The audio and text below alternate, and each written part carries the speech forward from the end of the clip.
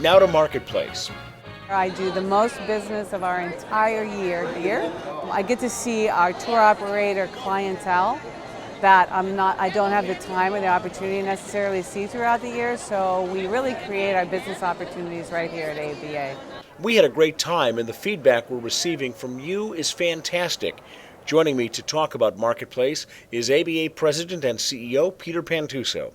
Well, Marketplace was an absolute home run. I mean, not just because of what the ABA and the staff did, but when you look at the number of members that came to the show. I mean, we had just incredible participation from all of our great members. We had more sponsors than we've ever had. We had more partner meetings that were going on. We had so many different organizations that really recognized that Marketplace is the show to be at, and they brought their members in, board members and others who participated in these other group meetings that were going on. And then on top of that, the city of Nashville and the state of Tennessee were just over the top in their hospitality of this industry and this organization. It was a home run in every sense of the word. Nashville was great. Now what about St. Louis? You know, I just can't wait. St. Louis is a great dynamic city. There's probably a lot of people that haven't been there for a while, and maybe if they had been there 10 years ago, they don't know all the new and exciting things that are going on.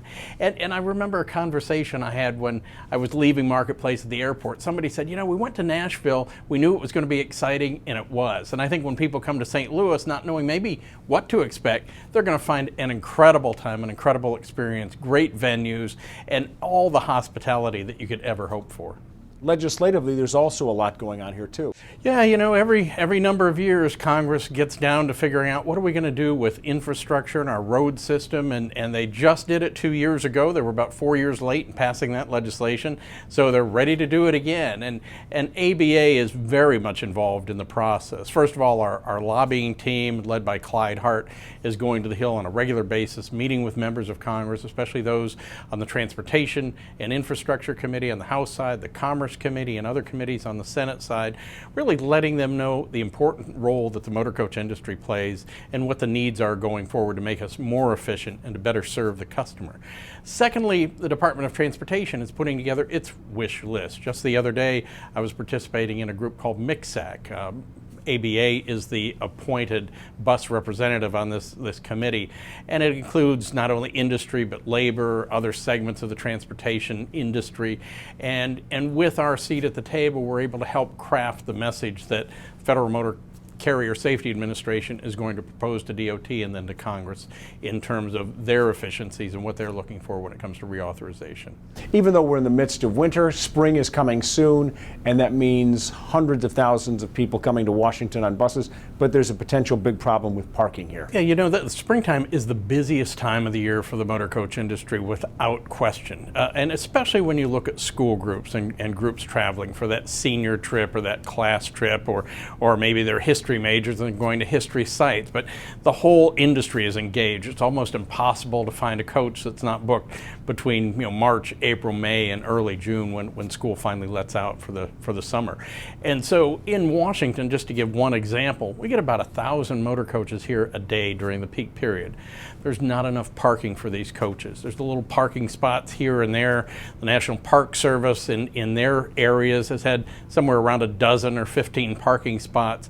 With all that going on, those parking spots are going to be taken away from the industry. We're just at a National Park Service meeting that was held that they invited us to unveil what they're proposing, and they're taking away all free parking that they've got in the mall area around the tidal basin, other parts of the city. They're going to replace it with parking meters. So the individual who comes into town who's paid taxes and expects that free parking that they've had for decades is now going to have to start paying. The designated bus spots that they've had are going to be taken away. And what they've told the industry is, well, you can park in 3 or 4 spots and pay the meter rate in all 4 of those spots. The problem is the idea of getting 4 available spots that are all in the same place, all together, not being used, is almost impossible. So in essence, they've taken away parking for the bus industry. So now these 1,000 buses that are here have got nowhere to park and are going to continue to drive around the city looking for places while they wait to pick up their customers. It's an abominable situation. It never should happen. something we'll be dealing with. It's something we'll be dealing with for a long time into the future. They've also got, the Park Service has also got a study going on. They've hired George Mason University and researchers to look at the bus issues in the city. Probably something we could have answered for them in about 30 minutes, but they're paying big bucks to get this done. And to date, we haven't had any conversations with that research group either. So that seems to be that they're doing it in the dark, as they often do. ABA President and CEO Peter Pantuso.